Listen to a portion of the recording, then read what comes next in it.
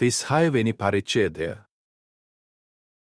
ඊට පස්සේ යූදාවල මිනිස්සු යොෂියා වෙනුවට එයාගේ පුතා වුණ යෙහෝයහාෂ්ව යෙරුසලමේ ඉඳන් රජකම් කරන්න පත් කළා. යෙහෝයහාෂ් රජකමට පත්වෙද්දී එයාට වයස අවුරුදු 23යි. එයා යෙරුසලමේ ඉඳන් මාස 3ක් පාලනය කළා. ඒත් ඊජිප්තුවේ රජ යෙරුසලමේ ඉඳන් පාලනය කරපු යෙහෝයහාෂ්ව රජකමෙන් අයින් කරලා යූදා දේශයෙන් රිදී තලෙන්ත 100කුයි රන් තලෙන්තයකුයි දඩයක් විදියට ගත්තා. ඊජිප්තුවේ රජ යූදා සහ යෙරුසලම පාලනය කරන්න යෙහෝයහාෂ්ගේ සහෝදරයා වුණ එලියාකීම්ව පත් කරලා එයාගේ නම යෙහෝයාකීම් කියලා වෙනස් කළා. ඒත් එයාගේ සහෝදරයා වුණ යෙහෝයහාෂ්ව නෙකෝ ඊජිප්තුවට අරගෙන ගියා. යෙහෝයාකීම් රජකමට පත්වෙද්දී එයාට වයස අවුරුදු 25යි. එයා යෙරුසලමේ ඉඳන් අවුරුදු 11ක් පාලනය කළා. එයා එයාගේ දෙවිවන යෙහෝවා වැරදි කියලා සලකන දේවල් දිගටම කළා. බැබිලෝනිය රජ වුණ නෙබුකද්නෙෂර් යෙහෝයාකීම්ට තඹ විලංගු දාලා එයාව බැබිලෝනියට අරගෙන යන අදහසින් එයාට විරුද්ධව ආවා. නෙබුකද්නෙෂර් රජ යෙහෝවා දෙවියන්ගේ ගෘහයේ තිබුණ සමහර භාණ්ඩ බැබිලෝනියට අරගෙන ගිහින් ඒවා එයාගේ මාලිගාවේ තියාගත්තා. යෙහෝයාකීම්ගේ ජීවිතයේ අනිත් සිදුවීම් ගැන, ඒ කියන්නේ එයා කරපු පිළිකුල් සහගත දේවල් ගැනයි, එයා ගැන තියෙන නරක වාර්තා හැම එකක්ම ගැනයි ඊශ්‍රායල්වල සහ යූදාවල රජවරුන්ගේ ඉතිහාසයේ වාර්තා කරලා තියෙන ලියවිල්ලේ සඳහන් වෙනවා. එයාට පස්සේ එයාගේ පුතා වුණ යෙහෝයාකින් රජකමට පත් වුණා. යෙහෝයාකින් රජකමට පත්වෙද්දී එයාට වයස අවුරුදු 18යි. එයා යෙරුසලමේ ඉඳන් මාස 3කොත් දවස් 10ක් පාලනය කළා. එයා යෙහෝවා වැරදි කියලා සලකන දේවල් දිගටම කළා. අලුත් අවුරුද්දක් පටන් ගන්නවත් එක්කම නෙබුකද්නෙෂර් රජ එයාගේ හමුදාව යවලා යෙහෝයාකින්ව බැබිලෝනියට අරගෙන ආවා. එයාව අරගෙන එද්දී යෙහෝවා දෙවියන්ගේ ගෘහයේ තිබුණු වටිනා දේවලුත් අරන් ආවා. ඊට පස්සේ නෙබුකද්නෙෂර් යෙහෝයාකින්ගේ බාප්පා වුණ ෂෙදකියාව යෙරුසලමේ සහ යූදාවල රජ විදිහට පත් කළා. ෂෙදකියා රජකමට පත්වෙද්දී එයාට වයස අවුරුදු 21යි. එයා යෙරුසලමේ ඉඳන් අවුරුදු 11ක් පාලනය කළා.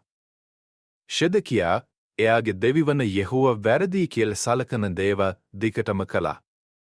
යෙහෝවා අනකරපු විදිහට අනාගත වක්තෘ යෙරමියා එයාට අනතුරු ඇඟෙව්වත් එයා නිහතමානී වෙලා ඒවා පිළිගත්තේ නැහැ. එයා නෙබුකද්නෙෂර් රජට විරුද්ධවත් කැරලි ගැහුවා.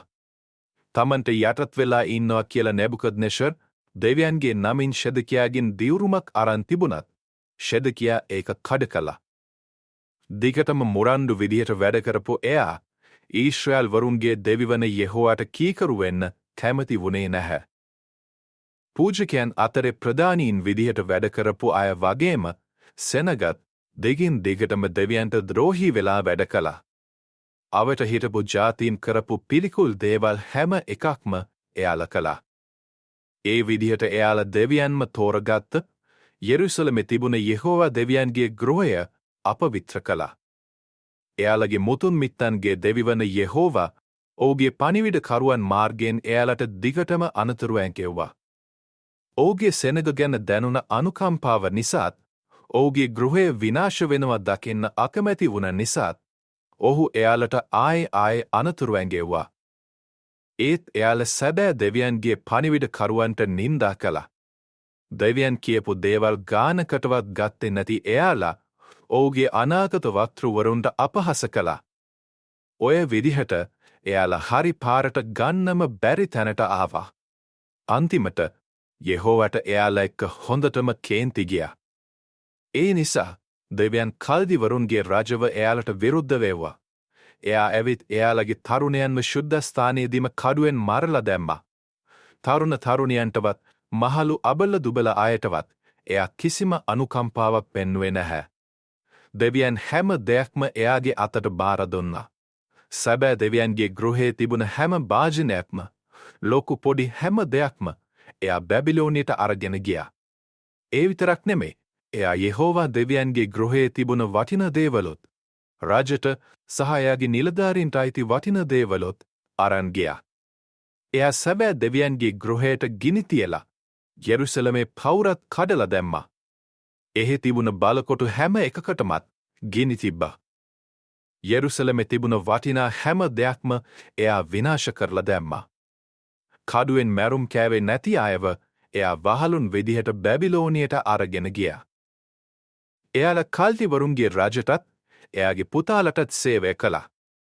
පර්සියානු රාජ්‍ය පාලනය කරන්න පටන් ගන්න කල්ම එයාලා එහෙම කළා. ඒ විදිහට යෙහෝවා යෙරමියා මාර්ගෙන් කියපු දේ ඉටු වුණා. දේශයේ හිටපු අය පැවැත්වුවේ නැති හැම සබතක් වෙනුවෙන්ම දේශයට විවේකයක් ලැබෙන කල් දේශය පාළුවට ගියා. අවුරුදු 70 සම්පූර්ණ වෙන කල්ම දේශය පාළුවට ගිහින් තිබුණා. පර්සියාවේ රජ වුණ සයිරස් පාලනය කරපු පළවෙනි අවුරුද්දේදී යෙහෝවා දෙවියන් සයිරස් රජගේ හිත පෙළඹුවා යෙරමියා මාර්ගෙන් යෙහෝවා කියපු දේ ඉටු කරන්න. ඒ නිසා සයිරස් රජ තම රාජධානිය පුරාම පණිවිඩයක් යැව්වා. ලිඛිතව දැනුම් දුන්න ඒ පණිවිඩයේ මෙහෙම සඳහන් වුණා. පර්සියාවේ සයිරස් රජ මෙසේ දැනුම් දෙයි. ස්වර්ගය පාලනය කරන දෙවිවන යෙහෝවා පොළවේ සියලු රාජ්‍යයන් මට බාර දීලා තියෙනවා. ඔහු යූදා දේශයට අයිති යෙරුසලමේ ඔහු වෙනුවෙන් දේව මාලිගාවක් ගොඩනගන්න මට අණ කළා. ඔබ අතරේ ඉන්න යෙහෝවා දෙවියන්ට නමස්කාර කරන සියලු දෙනාට ඔහුගේ රැකවරණය ලැබේවා. එයාලට එහෙට යන්න මම අවසර දෙනවා.